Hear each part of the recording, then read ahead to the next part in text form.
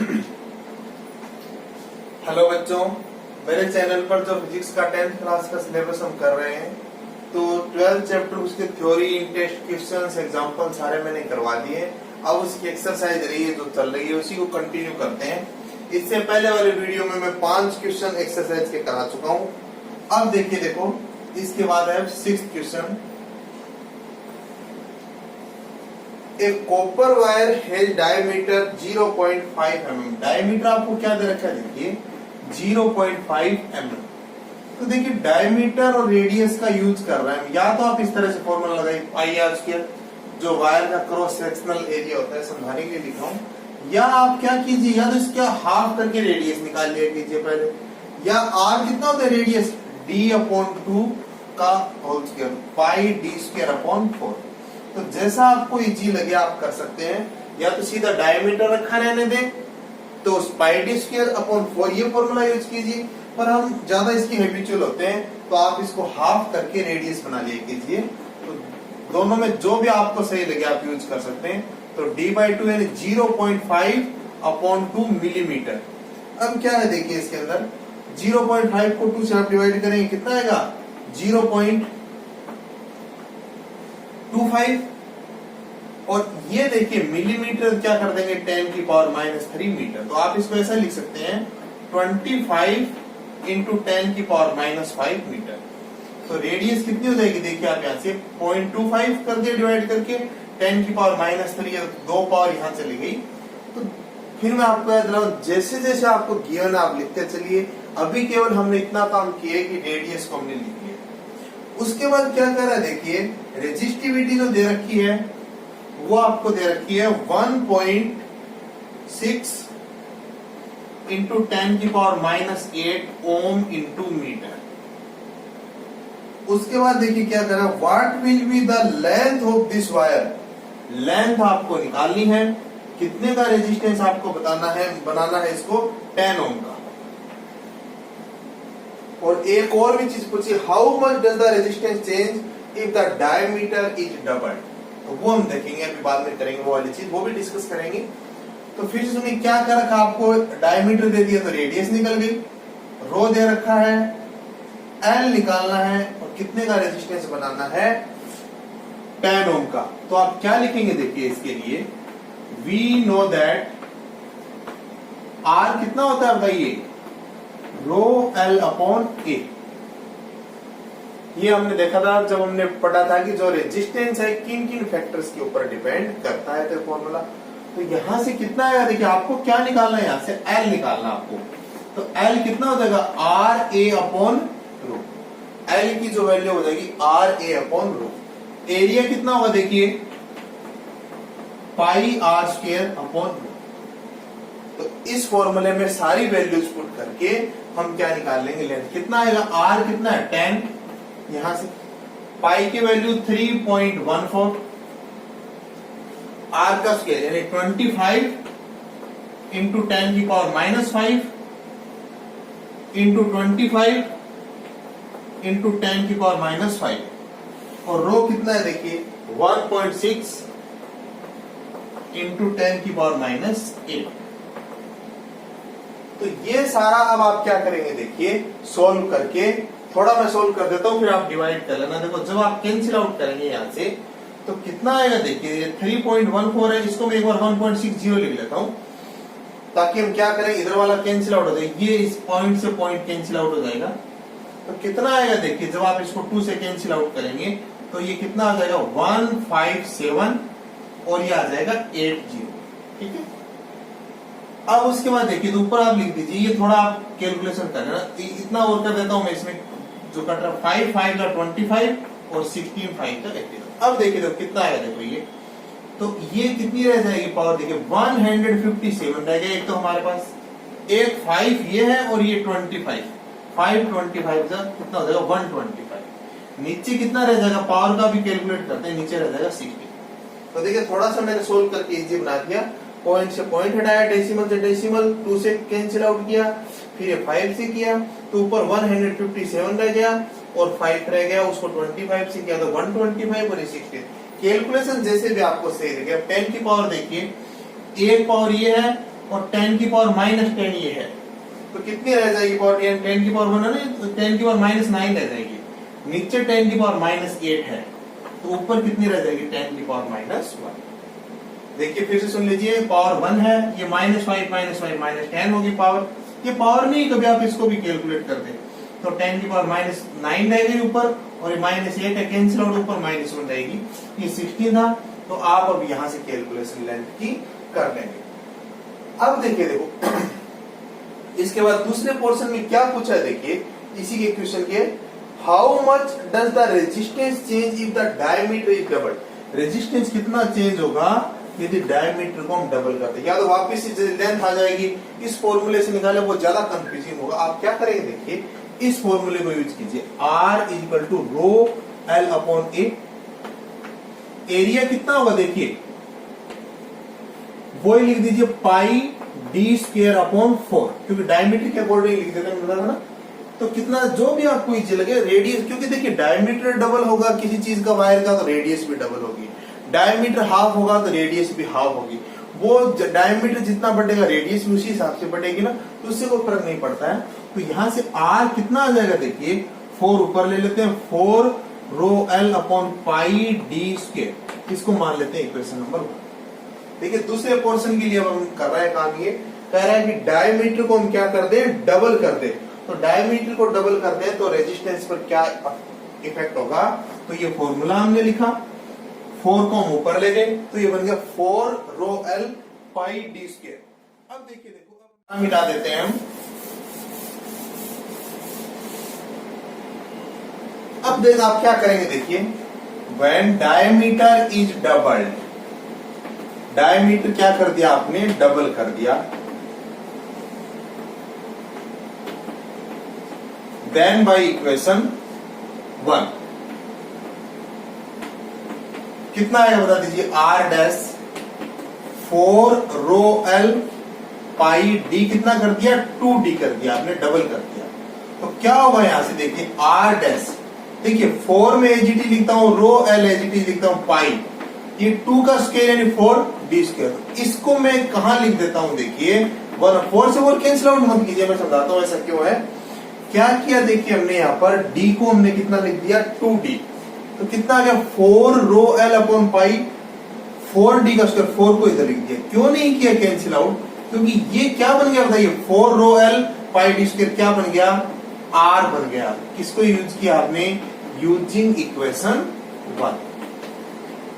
तो ये इसलिए हमने कैंसिल आउट नहीं किया R में, और R की वैल्यू आपको पता ही है कितनी दे रखी है, 10, तो कितना आ जाएगा 10 अपॉन 4, कितना आ जाएगा, ये इधर 2 या 5, तो कितना आ जाएगा 2.5 ओम। तो वैसे भी आप सिंपल, आपको ध्यान होना चाहिए यहां से कि डायमीटर को डबल करेंगे तो रेजिस्टेंस 1/4 हो जाएगा ना, डायमीटर को ट्रिपल करेंगे तो आप ऐसे कैलकुलेट करके देख रहे थे, आपसे पूछ रहे तो 1/9 हो जाएगा, 4 टाइम कर देंगे तो 1/16 हो जाएगा, इस पार्ट हो जाएगा। तो ये आप हमेशा इसमें ध्यान रखेंगे। तो जब भी आपको उतारना हो, मैंने बताया वीडियो को आप पॉज करके आप इसको उतार सकते हैं। अब देखिए, देखो इसके बाद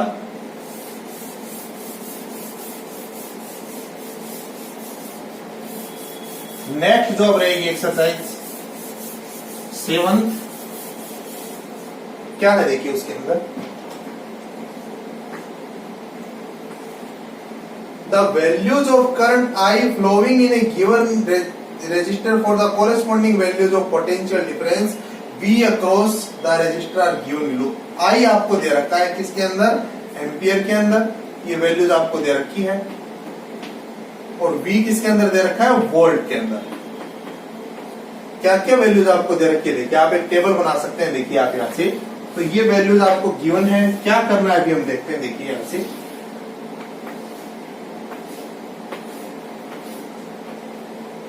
0.5, 1.0, 2.0, 3.0, और इसी तरह से एक और वैल्यू आपको दे रखी है 4.0, और इधर जो वैल्यू दे रखी कितनी है, 1.6, 3.4, 6.7, 10.2,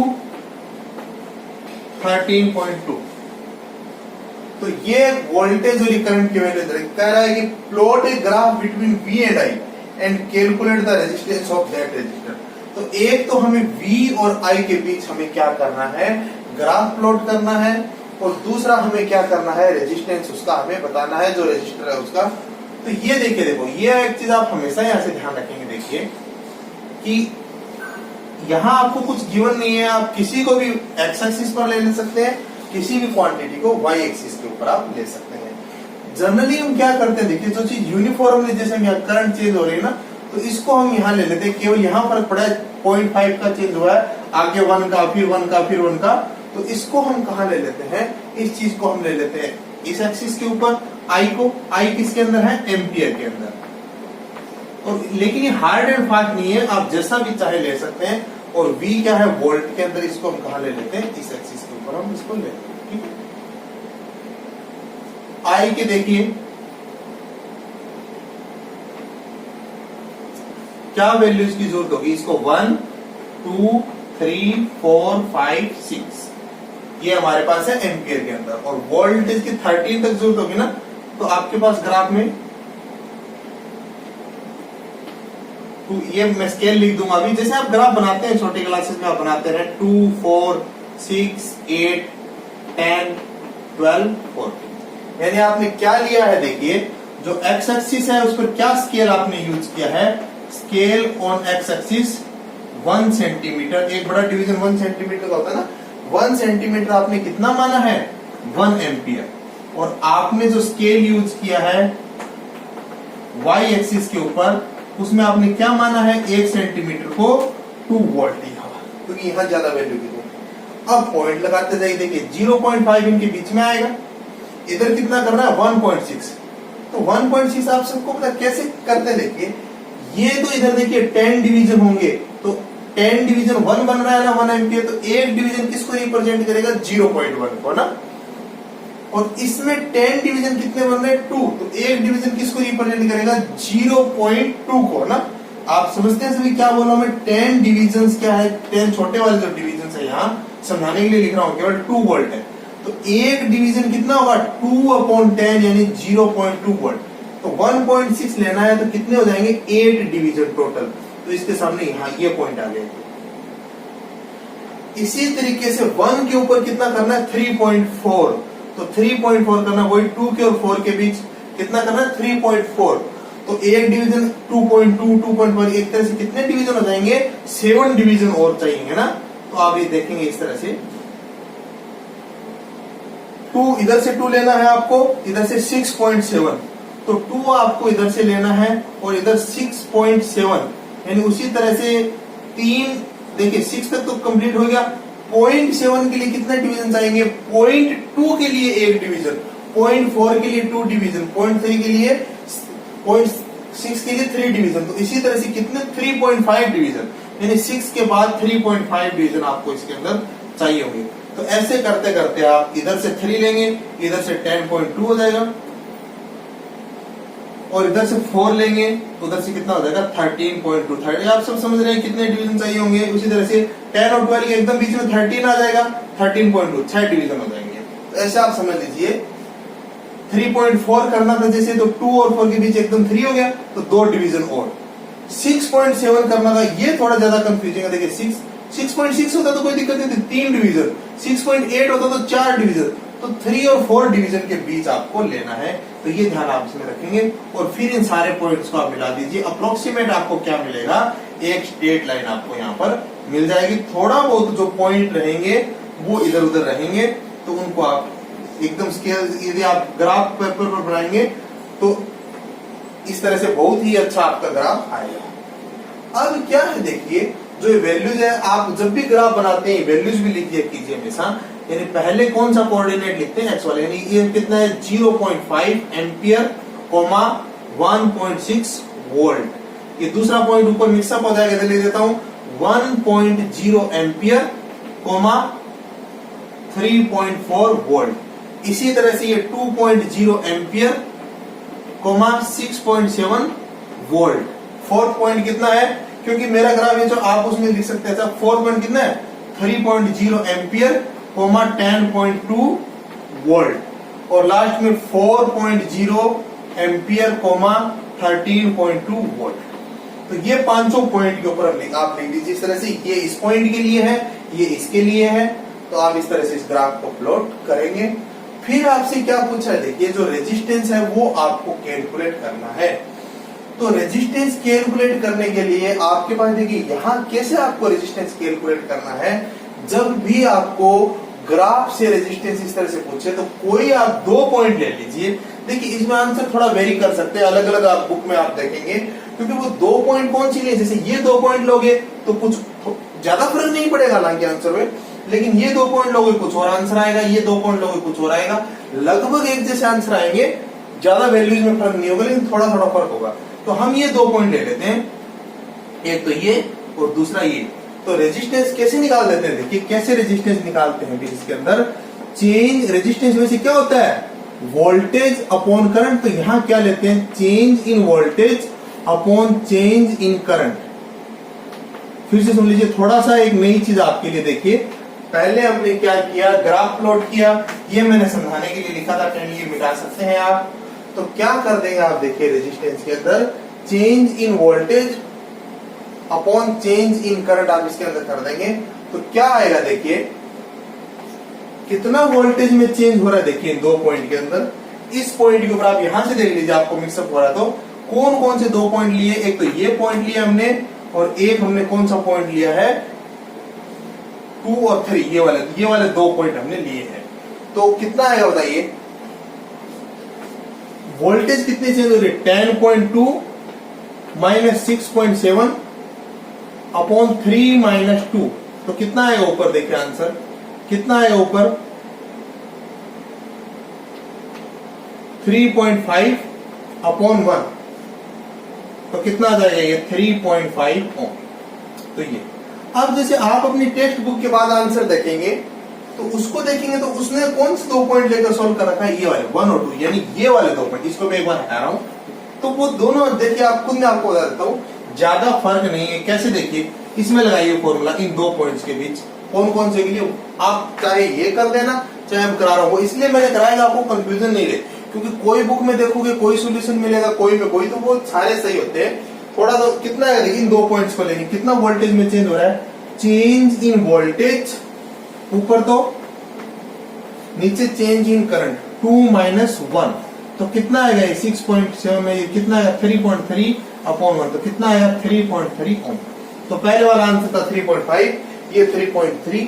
तो कोई ये वाला और ये वाला पॉइंट ले, ये भी ले सकते हैं, नहीं कंटिन्यूस लेने, ये और ये भी ले सकते हैं, ये और ये भी ले सकते हैं।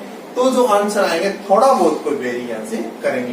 क्यों करेंगे वो भी मैं रीजन बता देता हूं, इसलिए वेरी कर रहे हैं क्योंकि देखिए आपने क्या किया, यहां से 0.5 से जैसे 1 किया, डबल कराना, तो ये एग्जैक्ट डबल नहीं हो रहा है यहाँ, क्योंकि एक प्रैक्टिकल ग्राफ होता है और एक जो हमारा है थ्योरी है। तो प्रैक्टिकल हम करते हैं, बहुत सारे ऐसे फैक्टर्स होते हैं जिनके कारण हमारी जो वैल्यू है वो ओरिजिनल ग्राफ जैसा आना चाहिए उसे एग्जैक्ट मैच नहीं कर पाती है। कुछ ना कुछ हम रीडिंग लेने में गलती कर देते हैं, कहीं कैलकुलेशन में गलती कर देते हैं, रीडिंग को जो कैलकुलेट करते हैं, वोल्ट मीटर एमीटर को पढ़ने में गलती कर देते हैं। तो देखिए होना क्या चाहिए, क्यों नहीं आते, क्यों ऐसे बहुत सारे आंसर आ रहे हैं, तो वोल्टेज और करंट के डायरेक्टली प्रोपोर्शनल है। तो ये डबल किया आपने, तो ये भी तो डबल होता, डबल नहीं हो रहा ना, 3.2 आता तो डबल होता। इसी तरह से यहाँ से 1, ये इससे इसमें डबल हो रहा है, तो ये तो डबल नहीं हो रहा है, 6.8 आना चाहिए था। तो ऐसे थोड़ा बहुत फर्क रह जाता है। इससे इसमें देखिए ट्रिपल हो रहा है, सीधा इससे इसमें देखेंगे तो ये भी ट्रिपल हो रहा है, यहाँ बात सेट बैठ रही है। तो कहीं थोड़ा बहुत हो रहा है, कहीं मामूली सा फर्क आ रहा है, तो इसी कारण से अलग अलग आंसर आते हैं। तो आप जो भी कराएंगे इनमें से कोई 2 पॉइंट अपनी मर्जी के लेकर वो सही होंगे। और तभी हमने ऐसा निकालना आपको, change in voltage upon change in, ये चेंज है स्पेलिंग ई लिखने से रह गया था, चेंज इन करंट। तो ये आप इस तरह से इसमें निकालेंगे और हर क्वेश्चन आप समझ कर करेंगे। एक बार आप अच्छे से इनको कर लेंगे तो आपको ये कभी भी कंफ्यूज नहीं करेंगे। तो ये देखिए आप, तो ये उतार सकते हैं सारा ग्राफ आप ये। अब मैं मिटा रहा हूं, देखिए इसको।